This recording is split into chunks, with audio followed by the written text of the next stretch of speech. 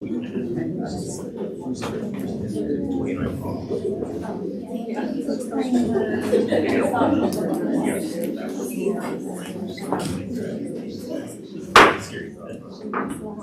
call to order the October 22nd, 2024 special board meeting, executive session of the Stanwood-Camano School District Board of Directors.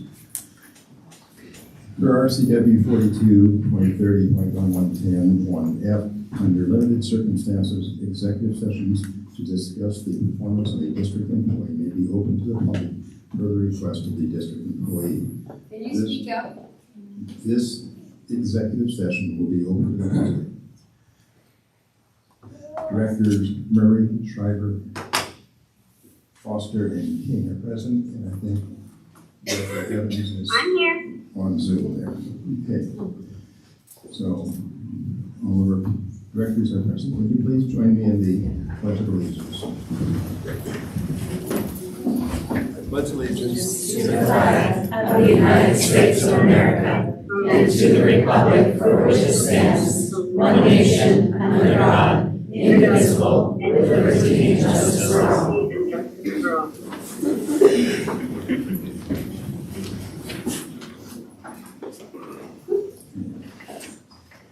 We have the agenda before you for the October 22nd, 2024 special board meeting executive session. Are there any changes to the agenda? Is there a motion to approve the agenda for the October 22nd, 2024 special board meeting executive session as written? So moved. Director King moved. Is there a second to the motion? Second. Director Foster seconded the motion. It's been moved and seconded. All those in favor say aye. Aye. All opposed say no. That passes unanimously. Okay. The Board of Directors will hold an executive session to review the performance of a district employee. The purpose of this session is to discuss the performance of employee Michael Hanna. This is an executive session under the RCW to receive and evaluate complaints or charges brought against a public employee. However, upon the request of such an employee, a public hearing or a meeting open to the public will be conducted upon such a complaint or charge. At the request of the employee, Michael Hanna, this executive session is being held in the open. The public is not permitted to speak, nor is Mr. Hanna permitted to speak, but our discussions and evaluations will be conducted before the public. We have our Secretary of the Board, Deborah Rumball, here, our Executive Director of Human Resources, Christine Del Pozo. I think I saw our Director of Special Services in the room if we have questions for them, but they will not be participating in the discussion or the evaluation, but we may have questions for them. And we have our attorney sitting online. Okay, I thought he was going to join us today. All right, the superintendent has the responsibility to organize, reorganize, and arrange the administrative and supervisory staff, including instruction and business services, subject to Washington State law and Stanwood-Camano district policies and procedures. The responsibility for selection, placement, and transfer of personnel shall be vested in the superintendent. This board takes all complaints and charges seriously. I will now share some facts with the board, some of which has come to my attention from phone calls, emails, letters, and conversations. Each board member will speak in turn on the complaints they have received. Then we will have a discussion. No action can be taken in executive session, and then it will be up to the superintendent to possibly recommend the termination of the employee or to place the employee on leave with pay during the investigation by an independent outside investigator. On Tuesday, September 17th, 2024, at the school board meeting during the public comment period, a statement was given on Utsalati Elementary School. The next day, on Wednesday, September 18th, they had a 40-plus minute call from a community member about unsafe things going on at the Utsalati Elementary School. The following morning, on Thursday, the 19th, it was brought to my attention at a medical appointment by a medical staff person who has 3 students in the Utsalati Elementary School and is concerned for a classroom of students and the teacher who are being put at risk in unsafe conditions and not being supported by the principal. I've had numerous conversations during the past couple of weeks, lasting from 30 minutes to over an hour, refuting many of the comments about Upsalati Elementary School made on September 17th at the board meeting. The facts I received centered around students being harassed, intimidated, bullied, and injured at the school, in the classroom, on the playground, or on an Upsalati bus. The board of directors individually and collectively will promptly refer all criticism, complaints, and suggestions called to its attention to the superintendent for study and recommendation, as I did. It is the responsibility of the superintendent to terminate or place an employee on leave with pay. On Monday, October 14, 2024, I met with Deborah Rumball in her office and with Michael Hanna, whom she had invited to the meeting. I discussed concerns about the safety of our students, staff, and volunteers at Upsalati Elementary School. On Tuesday, October 15th, a number of concerned community members and parents spoke to the board of directors here in this room about safety concerns at Upsalati Elementary School during the past 2 years.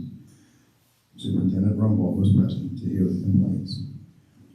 On Thursday, October 17th, I met with Deborah Rumball in her office where I specifically asked her, is it our normal procedure to place the employee on leave during the investigation? I was surprised that the superintendent had taken no action on the facts and amount of information that she and the board had received. The safety of our students, staff, and volunteers is paramount. We were not providing a safe learning environment for our students and staff at this school. Harassment, intimidation, and bullying of anyone is prohibited, and that includes harassment, intimidation, and bullying of staff members by anyone, by students, by parents, or administrators. The wellness of our staff is a high priority of our board and should be a priority to the administrative team as well. Our teachers, parapros, and volunteers should not be injured, suffering, going to psychologists and counselors, and putting up with duress due to the lack of immediate response and no support or viable solutions from the principal. And our children should never be repeatedly subject to these unsafe events at any time, especially during the first 3 weeks of school, due to the lack of support or steps to correct the situation from the principal. Our children should not be severely traumatized during the beginning of the school year by the behavior in the classroom, out of control individuals pushing chairs into children, biting them, and throwing chairs and other things around at the beginning of school. The safety issues, which began last year, have escalated. Children are scared, afraid to go to school, and parents are looking for alternative learning options. While the principal acknowledged parents' emails, but offered no solution to the parents. Staff is very aware of breaches of safety happening in early September. Mr. Hanna, in an email to staff, said they would address safety issues on October 30th. They have not yet discussed the safety issues yet with the staff or the parents. This is the second year of safety issues happening at this school with this principal. The responsive classroom approach, which he touts with teachers, states, and I'm quoting from their website, where teachers use this approach, adults respond quickly and respectfully when children misbehave. Educators address minor problems before behavior gets out of control. Children are held accountable for their behavior, with adults guiding their learning so they can make better choices next time. Also on their website, one of the most important things to keep in mind when responding to misbehavior is to address the behavior as quickly as possible.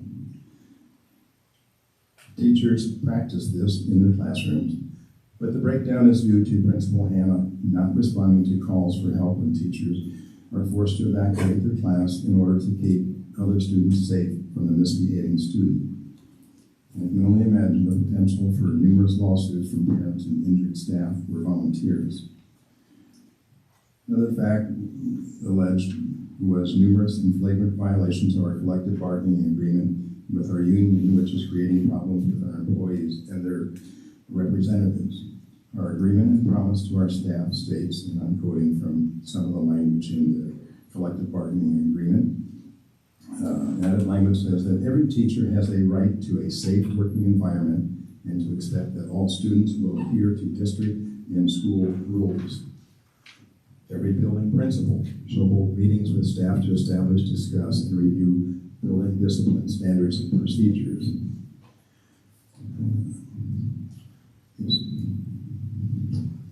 If a teacher was injured, threatened, or subjected to unreasonable emotional distress, there must also be a written or updated safety plan before the student returns to class. This language is intended to make sure building principals or district admin are dealing with discipline and that the teachers are made aware of what has transpired before a student comes back to class. This agreement was violated at least twice by not responding to the threat, addressing the incident, and not holding a re-entry meeting with the teacher. Was this followed when a teacher at Upsalati Elementary School was told by a student, "I'm going to kill you," which was witnessed by two other adults present in the room, a para and a parent volunteer. When Principal Hannah was immediately informed of the threat, he did nothing, and finally later that day, his solution was to ask the teacher to call the parents. Where was the updated safety plan before the student returned to class as required? Why was the re-entry meeting not held with the teacher present? I think the psychologist was quite surprised that the teacher hadn't been there. The district will provide training and ongoing support for teachers on the implementation of evidence-based student behavior management strategies. Responsive classroom training during the summer was totally optional and limited to 20-some people, many of which were teachers. Why in each meeting with Hannah and Rumpwald, they kept saying that the teacher refused the training when we know that it was optional, and a number of teachers did not take the training, which was only offered one time for 4 days during the summer. And it's a known fact that Principal Hannah had blamed the behavior problems on those teachers who were unable to attend the optional 4-day responsive classroom workshop due to prior summer vacation commitments. It's a known fact that teachers who did not attend the optional workshop have been harassed, intimidated, and bullied by Principal Hannah. It is also known fact that Hannah was absent the day the responsive classroom professional development workshop dealt with student behavior and discipline. Administrators will inform reporting staff members about action taken to address student behavior in a timely manner. Is this being followed in all cases? When a student has a known documented history of threatening behavior, all of that student's teachers will receive notification in advance of placement. Is that being followed? How about the first grade classroom that had 3 paras? When they transferred a student across the hall to the assist room without any extra support, when the teacher was known not to be there, and they sent the email at 8 in the morning that the student was coming. Principals are responsible for making sure each school has a plan for responding to situations in which a student needs to be de-escalated, removed, and or other students are removed from an instructional area. These plans need to be responsive to the needs of students. They need to accommodate the physical and emotional needs of staff members involved in the incident. On such occurrences, principals will provide in-person support from admin or a designee.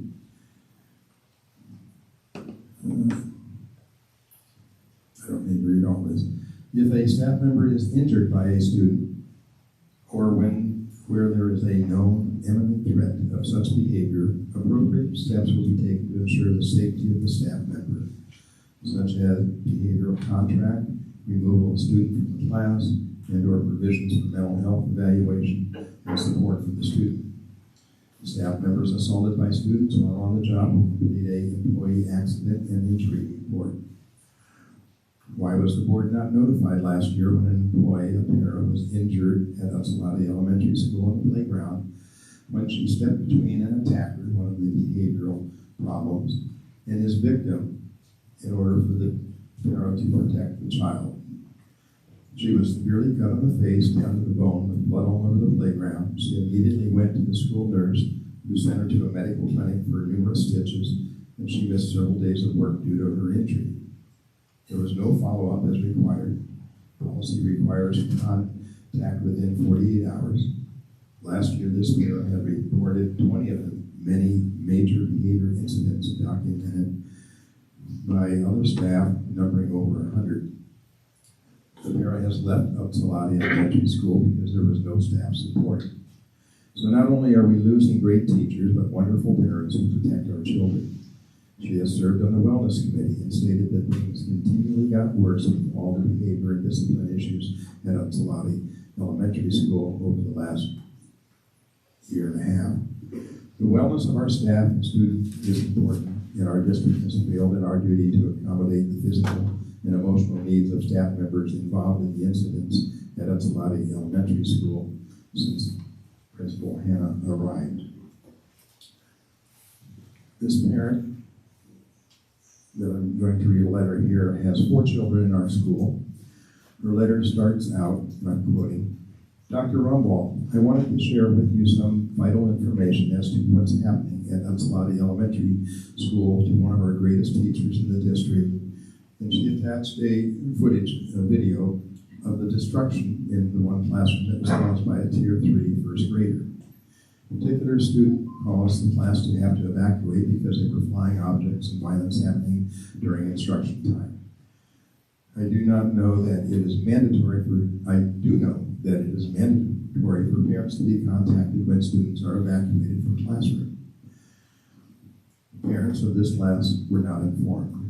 The class was evacuated. This destruction is what occurred. It is so disrespectful on so many levels and contradicts what many district-wide policies have to say about safety, security, respect, order in the classroom, etc. She then goes on to praise the veteran teacher of 30 plus years who has touched so many lives. And I'll continue to quote here. By far the best teacher my kids have ever had, end quote. And continuing on, quote, Michael Hannah's lack of concern for her hardship in a classroom due to the classroom being completely stacked with behavioral problem students is so concerning. I not only feel for the teacher, but I feel for the other students in her class who are not able to receive instruction peacefully, and the parents of these students, where they are trusting our district with their children and deserve to feel confident sending their students to school each day. This simply cannot happen with such behavior and zero discipline. I really want to believe that our district has all students' best interests in mind, but I simply cannot believe that when receiving this type of information and knowing teachers are not being supported. I truly believe that the lack of support is going to lead Stanwood-Camano School District losing many of its finest teachers and cause parents to look for alternative learning options. End quote. This board, our superintendent, our district staff, and yes, our principals must all be committed to supporting our teachers who are the key to our children's learning.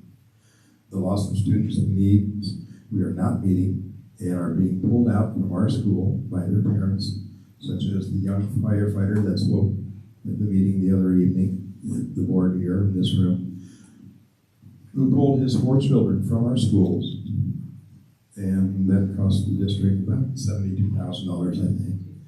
We have about 100 homeschoolers at a local church up here, and that's close to about $2 million that the district lost.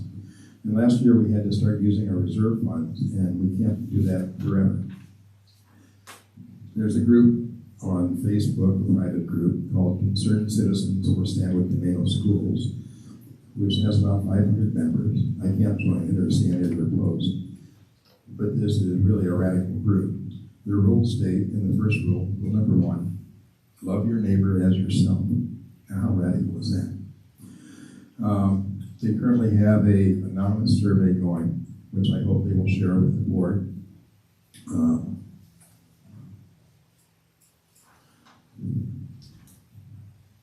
Multiple evacuations from the classroom before 11 a.m.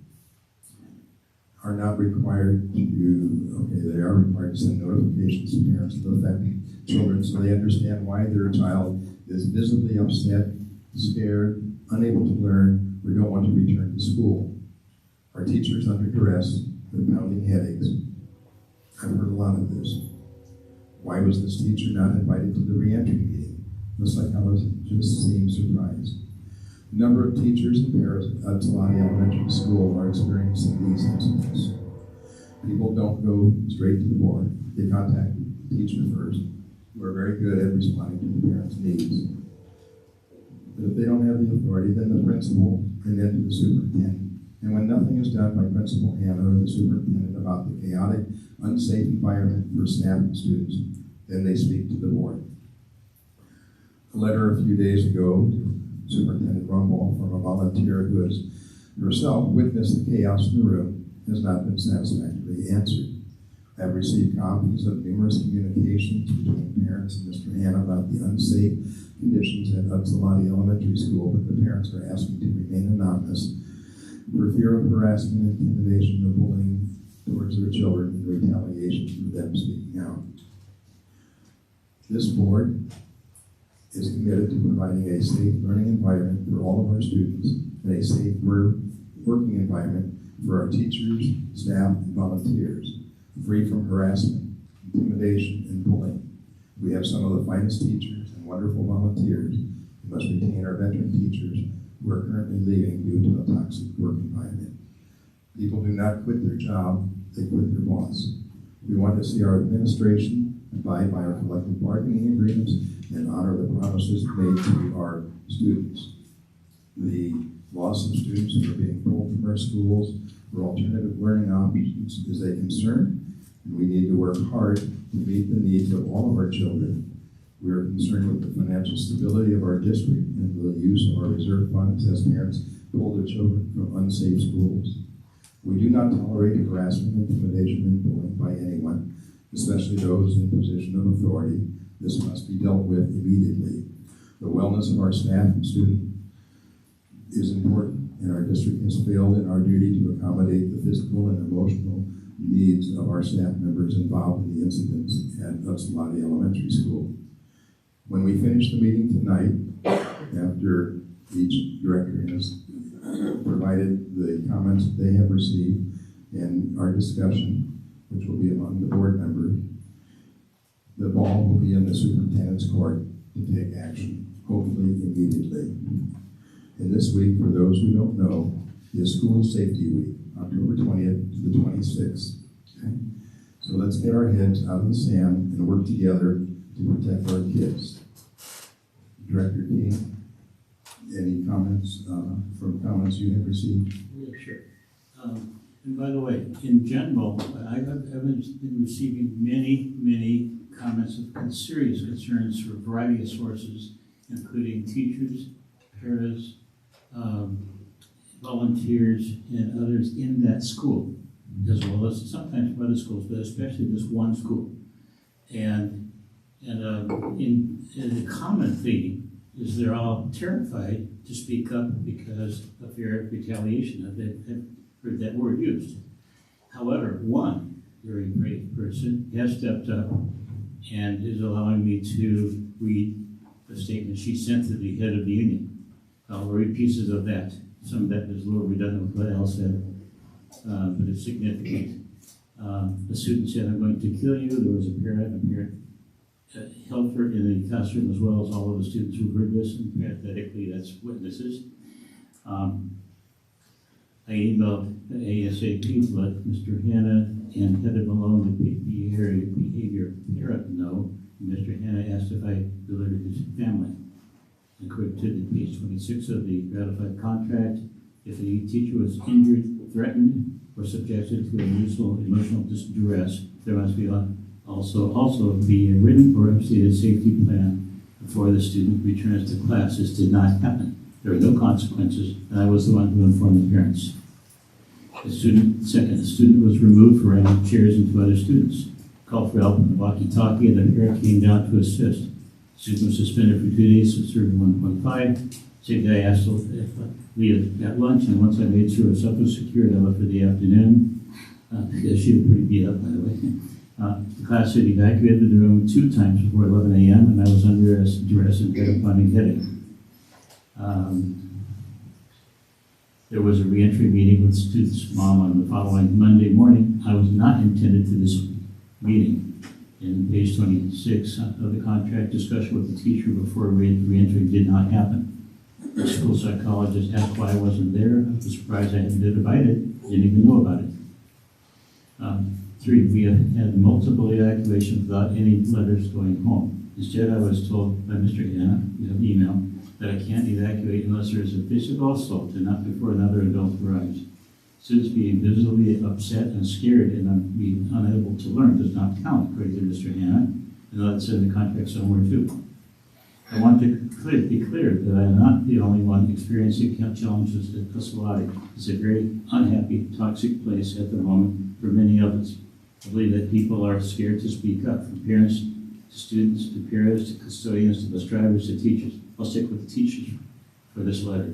Many have witnessed or heard how I've been hard targeted and are worried about retribution. Hence, they don't want him to do the same for them and their classroom. Now, getting back to another point, apparently the four most difficult kids in that school in first grade were all put in her one class. And that seems to, the only explanation I can figure for that one is a retaliation for speaking up during the previous year about some things, about like how bad things were in kindergarten. And so, by the way, the kindergarten during the previous year, the ones that came into the first grade for her, there were serious problems there and not handled appropriately. And then also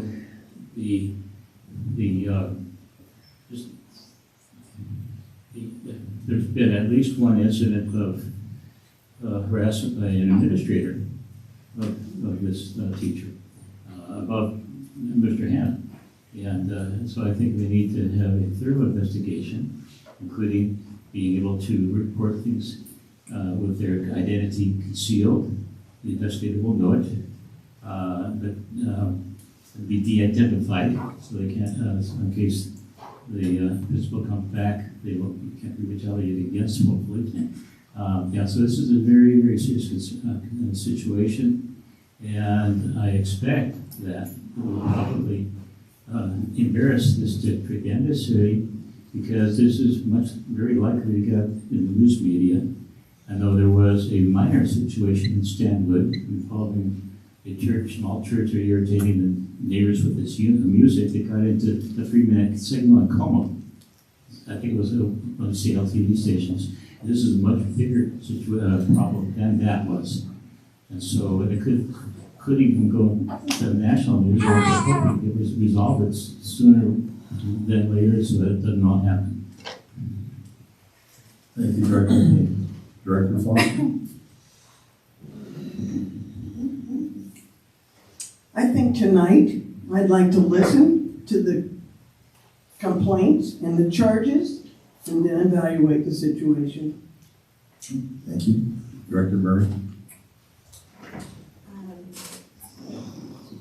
I have basically seen most of the emails that you have read, and I believe that we should be looking at both sides of the situation and evaluating the whole entire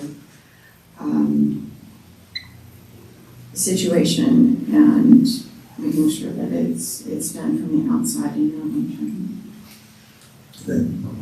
You have no Additional. Okay.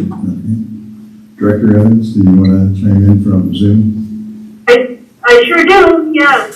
Hey, so I am a little bit confused as to why, like, I agree this is a very, very,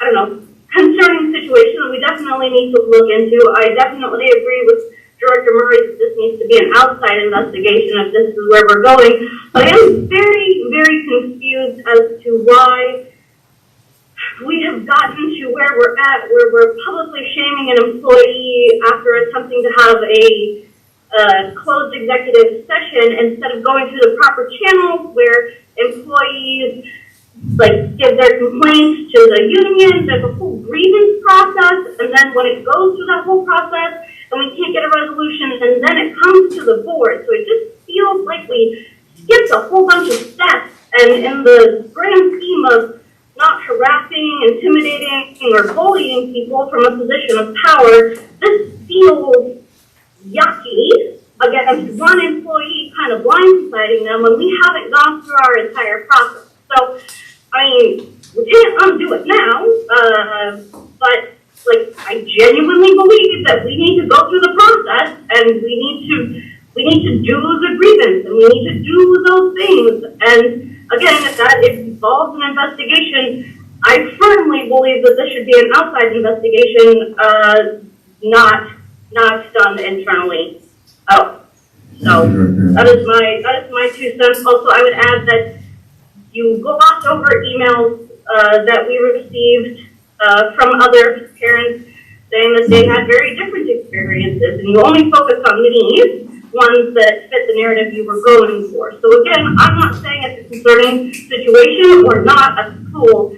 I'm just saying this meeting feels concerning to me, the way that it has come about. It also feels like we're skipping a bunch of steps in the grievance process, and I just genuinely am unsure how we got here. Thank you.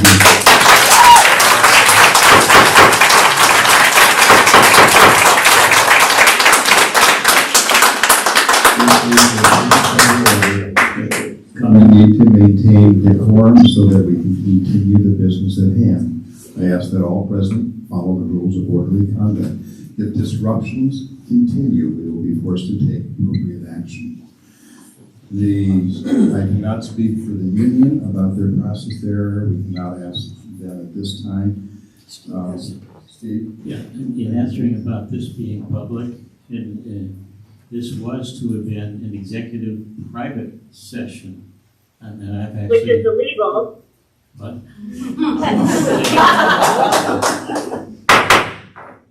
I'm sorry, I get to be part of the discussion. Director King has the floor, please. Okay, this was to have been an executive session, and I've been in several of those so far. And they've been in that room, close to the public. We're not allowed even to take any notes out or say anything about what happened within that session. And to protect the subject of the session, of the staff member, for example. And so this is at the request of Dr. Hanna, and that's why it's public.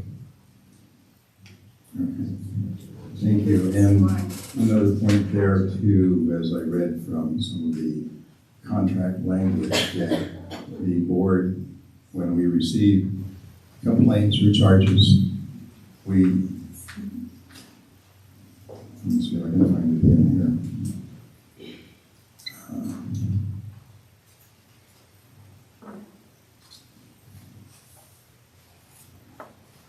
And that's why we don't take any action in the executive session. Our normal procedure is we do it in private, but this was asked by Mr. Hanna to be in public. And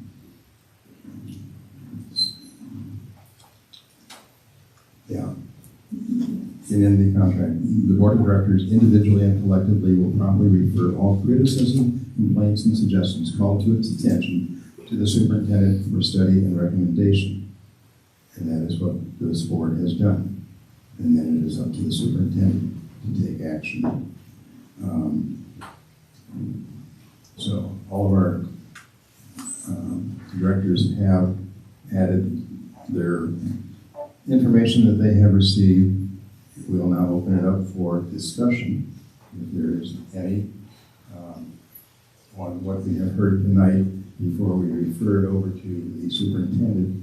It is our normal procedure too on investigations such as this that we do employ an outside independent investigator to handle the investigation for us. Discussion.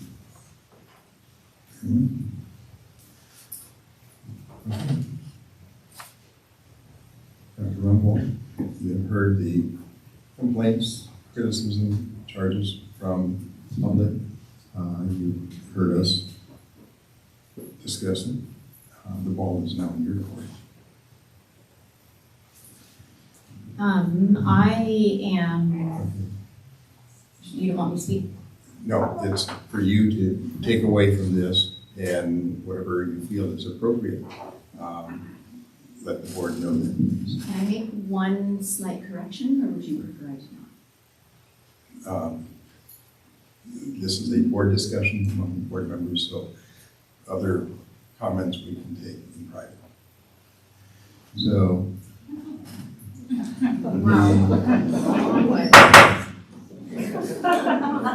All right, there being no further business, this meeting is adjourned. Wow. Coward. Joe. Coward.